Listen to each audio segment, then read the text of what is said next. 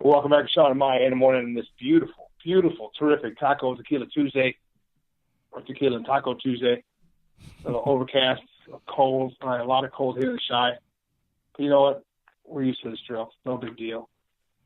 We want to switch gears. We talked a lot of football earlier. Now it's time to switch gears. We're going to talk a little bit about the explosion that happened the other day in the United Center. The Tays and Kane explosion. So we want to reach out to a guy. He's slowly but surely becoming a good friend of the program, if for no other reason for his Twitter handle name, if for no other reason. He works at the -rink.com. On Twitter is @Rink Official. You can find him on Twitter. This is awesome. At Puckin' Hostile. I love it. Jeff Osborn. Jeff, what's up, buddy? How are you? Good to have you back. What's going on, guys? Good morning. Yeah, so what happened? We're talking about these Blackhawks. Huge explosion the other day over at the United Center. My captain comes through with the Hattie. Kaner just being Kaner, 2 goals. What's that explosion about? You know, it's been a regular thing with the Blackhawks for at least the last couple of years, where they catch that one game, every month or every other month where they just catch a team off guard. Team's not ready, and they are ready. The problem with them is that they don't come out like that every game. So you get, this one explosion, and it's happened like at the beginning of the season. It happened against the Penguins last year and this year, and where the Blackhawks came out of the box really hot and beat some good teams, and people got this false sense of security at how good this team was. And then they go right back to the normal Blackhawks, or at least the current Blackhawks, I should say. So what happened, they call it the nuclear line, Tays and Kane on the same line. You see that as just a short-term, as a stopgap, a short-term fix, or do you see it as something that Carlton employs over the long haul? It's been shown at least, over their careers, that Joe Quenneville only went when he really needed it. It's a kind of a short-term, quick, answer to get yourself some energy and maybe, get a goal. I've coached over the years too, and there are times in the game when you really need a lift, or your team's not really playing well. You take your 3 best players and you put them out there and try to get something to happen. That's kind of what they're doing with the Blackhawks. It's not sustainable long term because of the way that, Patrick Kane kind of demands the puck. Jonathan Tays kind of drives possession on his line. And if you have 2 guys that are kind of fighting for possession on the same line, it doesn't work long term. But in a short term scenario, it can be effective. The goaltending situation is still up in the air. We do both Maya and I are really, really happy with this Colin Delia kid. Oh my God, yeah. Man, he's unfortunately he's facing too many shots. That's first of all, but I mean he's having a lot of games where he's on his head. Talk to me about him and where you see him in the future if Corey Crawford comes back and if Corey Crawford doesn't come back. Well, you picked the right guy to talk to about Colin Delia because I've been following this kid for a couple years when he started in Blackhawks development camp 2 years ago, and I was really impressed with what I saw. He came in as a free agent and then went back to Merrimack College for another year. I followed him in Merrimack College, and he had another good year, and he was kind of under the radar, and he was in the running for the Hobie Baker, but he got injured, and then he had some unfortunate circumstances and he kind of fell out of favor a little bit, and people kind of forgot about him. And then he came into development camp again. He was actually in development camp with the Washington Capitals and the Anaheim Ducks. He's a good player. He's kind of like a Jonathan Quick light. He can be a little bit over aggressive in the net, but that also lends itself to some spectacular saves like we saw the other night. That was probably one of the, and I always hate the term, save of the year, goal of the year, but it could be in the running for one of the saves of the year. On the other hand, he just dove across the net. Yeah, right, exactly. On the other hand, that sort of lends to the traditional goaltending that he was a little bit out of position, but that's okay. I'm okay with that. He made the save. He made it look good. and his stats are supporting that he's, probably ready for the NHL. He started last year in the ECHL and kind of bounced back and forth between Rockford and the ECHL, the Indy Fuel. And then about halfway through the season, Jeremy Colleton kept him up, and he led them to a real, deep run in the playoffs in the AHL. And he looked confident. He was playing with, a lot of veteran guys. They really liked what they had in him, and they trusted him. And Colleton, it's kind of Colleton's guy. So it makes sense that Colleton wanted to give him an extended look in the NHL, even though I don't know that I necessarily agree with it because of the fact that this team isn't really much of anything. And he's going to get, while his stats look good now, they're going to slowly creep down into the average area and probably underneath, under that, because the Blackhawks, we haven't gotten to this, but the trade deadline, they're probably going to unload a couple players. Right now, they're right, in the running for the last in the league, and they give up a lot of shots. So no goalie, Carey Price, Tony Esposito, if you were to bring, the mid-70s Tony Esposito, even if you were to bring them back into there, they're not going to be able to hold this team above water. They're just not that good a team. So I think in the future, though, to answer your question, Colin Delia, he's at least earned the right to be the backup. And if Corey Crawford doesn't come back and he's only got a year left on his contract and he's fighting these, concussion syndrome stuff again for the second time in a year and a half, if he does, Colin Delia, if he keeps it up, could be the starter for the Blackhawks within, the solid, unquestioned starter within a year and a half. It just depends on what's out there on the market, in the free agent market this summer. Guys, we're talking to Jeff Osborn from The-Rink official, and we're talking about Blackhawks hockey right here, Shawn and Maya in the morning.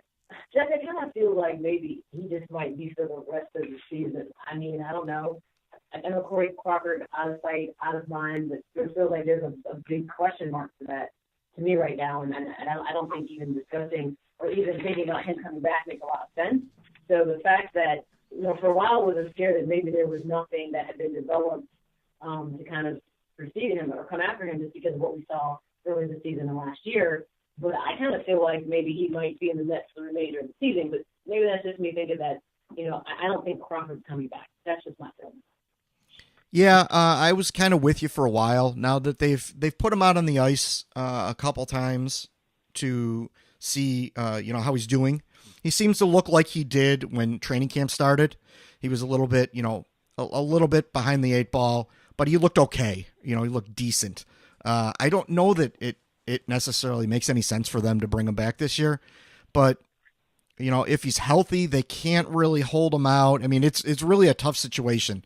If the doctors clear him, he's going to come back and he's going to play, unfortunately. And I got nothing against Corey Crawford, but I think that maybe he needs to start putting his health, ahead of his career and start thinking about that next thing, because he's only got a year left on his contract. And right now, I thought maybe the Blackhawks could use him as trade bait at the trade deadline and maybe get a get a return, and then some team would get him for a year while they groom their next top goalie, and that would be workout for everybody. But then he got this other concussion.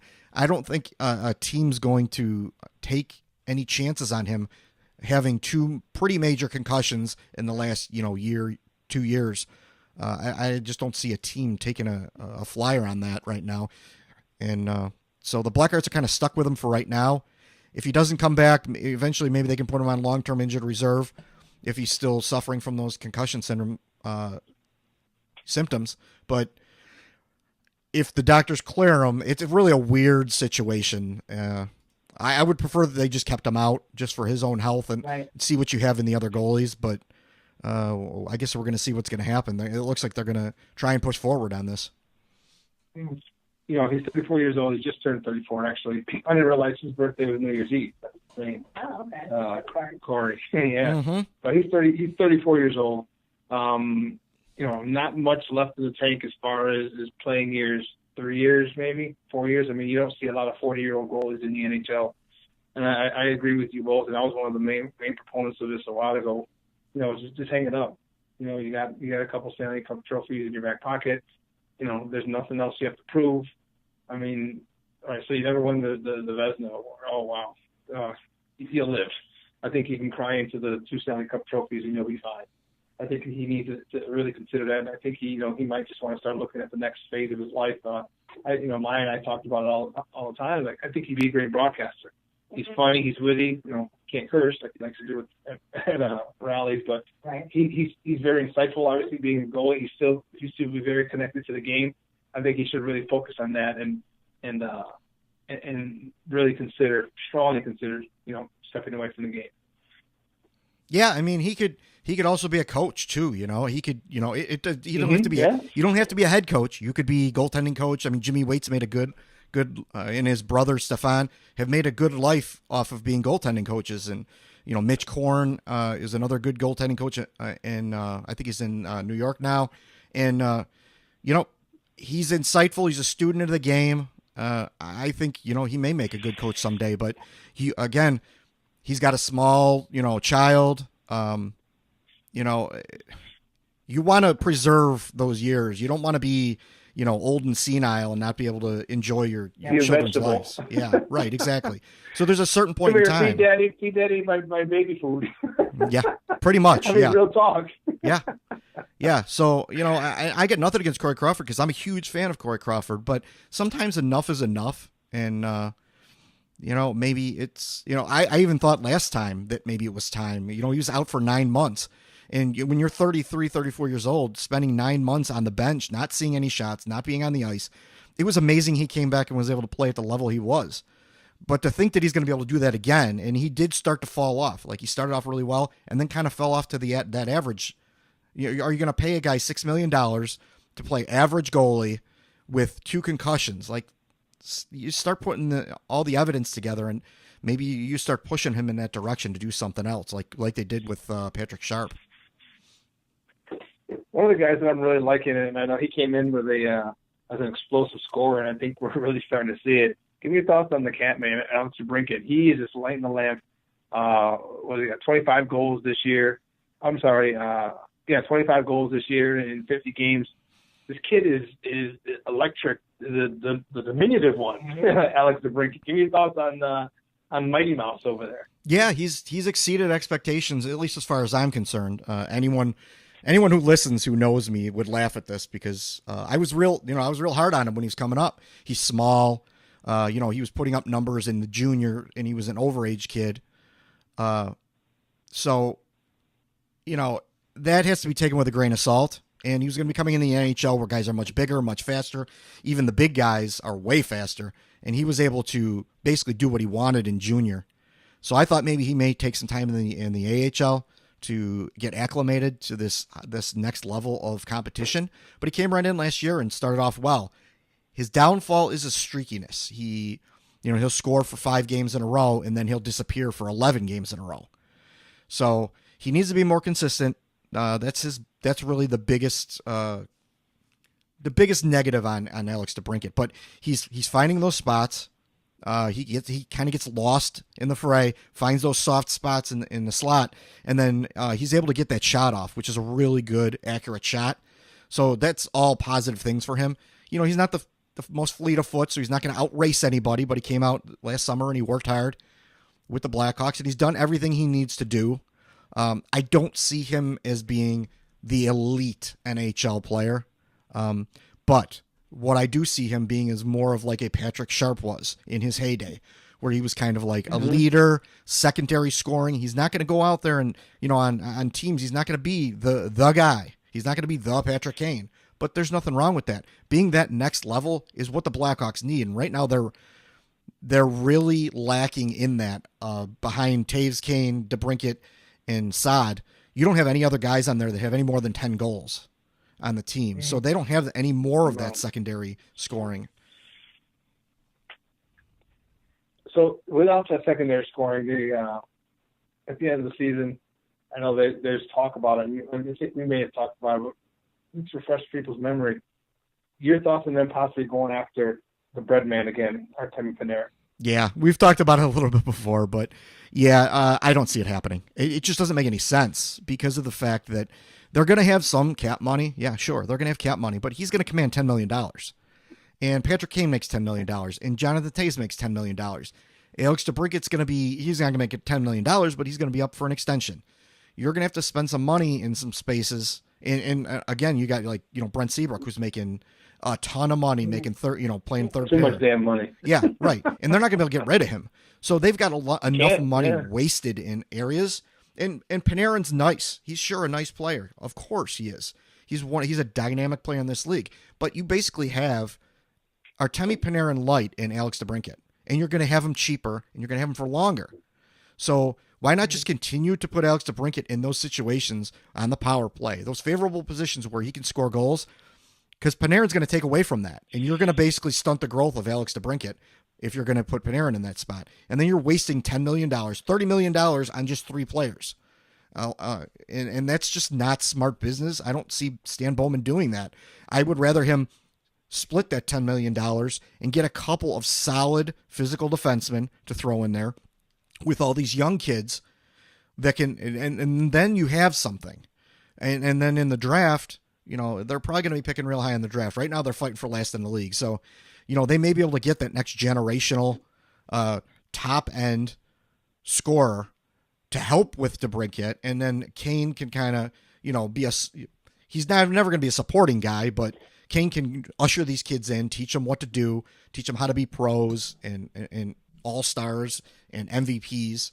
And you could get, a Jack Hughes or a Capo Kakko from Finland and then bring them in as the next thing. I think that seems like a smart business model. Bringing a guy in that's, getting up on 30. You already had him here once. He's going to be making, a ton of money. Sure, he'll score some goals, but scoring goals in the grand scheme of things isn't necessarily their biggest problem. It's keeping goals out of their net. So, yeah. Right. Guys, we're talking to Jeff Osborn. He's the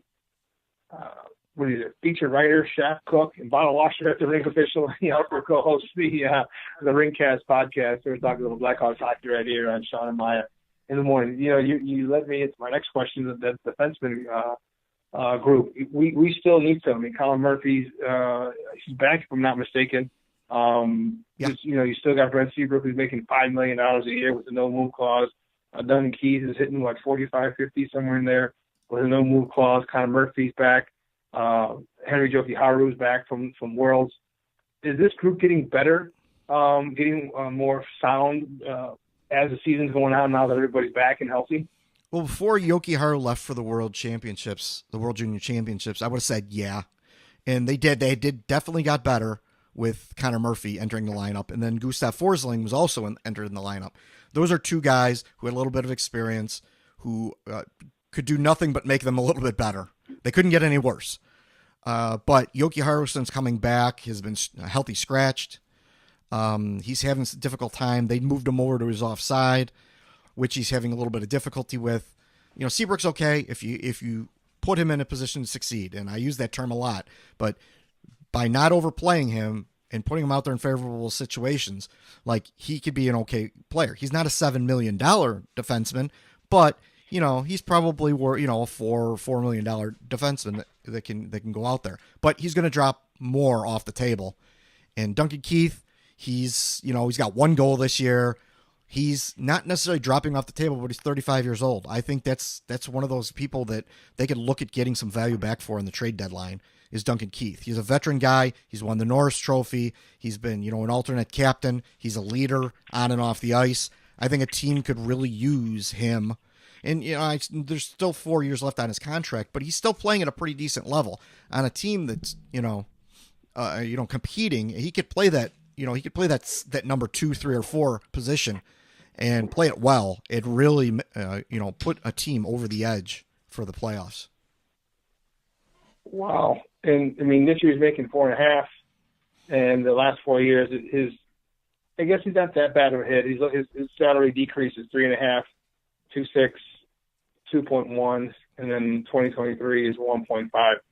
Okay, I didn't know that. I just looked that up, and then that makes sense. I'm cool with that because as he's getting older, his cap hit just goes down and down and down. Because right now he's 4.5. He maxed out at 5 with the last 7.6 a couple seasons ago, and it just keeps going down and down. I think that that might be the call. Get some trade value, get something for him, because of all the reasons you said. And there's one thing that people just can't understand if you've never played a sport, and that's being a leader in the locker room, being a good locker room person. And I think we all know here in Chicago that Duncan Key is definitely one of those good locker room people. And we just got to start being able to move people. I mean, we need to get more. If we wanted to sign a free agent, we give us more cap space. There's just too many no move clauses in this on this Blackhawk team for guys who are just, I don't mind paying them, the stuff he's paying, but that no move clause, that's the sticky point. That's what makes it really, really, really, really difficult to move. And I hope he accepts it and realizes it. Because, the Hawks they need scoring, they need defensemen, they need. They got a couple needs, and they're far off the path of Stanley Cup contender. Even though it's 3 years away or 4 years ago now, yeah. It's like light year. Might as well be light years away. Yeah, it is. This is a completely different team. There's only a handful of guys left that are, from those teams, and everything should be on the table at this point in time.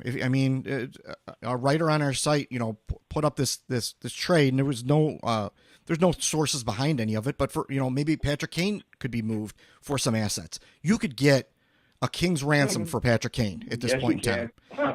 And he's 30 years old. Everybody in Chicago would pass out. Okay. Yeah, well, they would pass out for sure. But if you look at it, business-wise, he's only got 4 years left on his contract. How many of those years are the Blackhawks going to be legit contenders?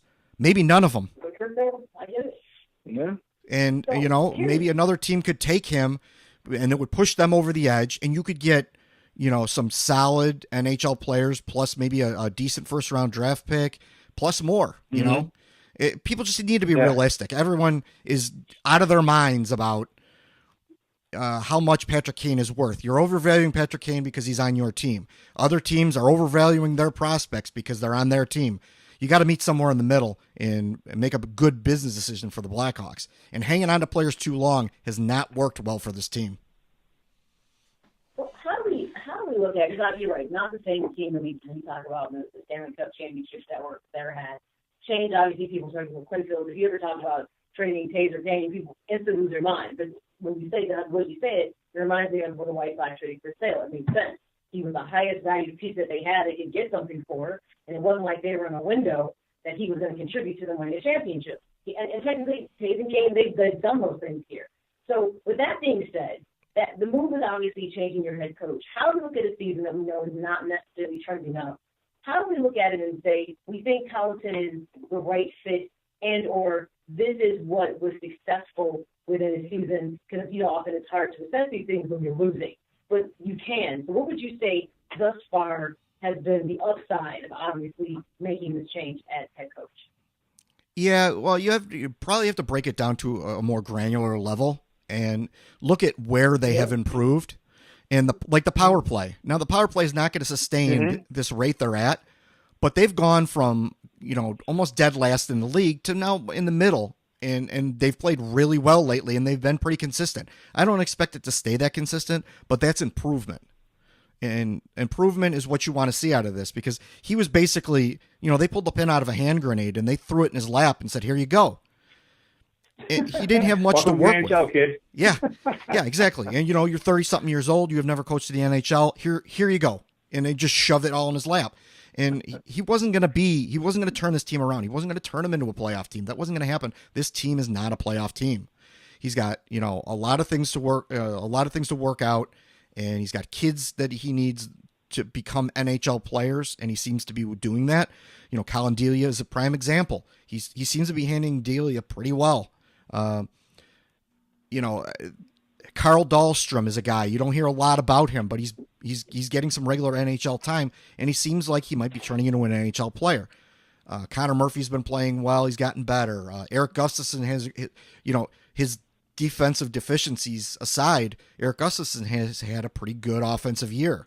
Dylan Strome came from Phoenix, a team where he was not playing very well. He was kind of looked as maybe a bust. It may be a little early to call him that, but he may have been looked at as a bust. He's come into the Blackhawks situation, and he's played very well. He might be that second line center. Yeah, that second line center of the future. Maybe Drake Kajula might turn into something. He's just, a peripheral player, but I see Jeremy Colleton working well with the younger players. And like I said, you just got to kind of go to that granular level and find some things that they've improved on.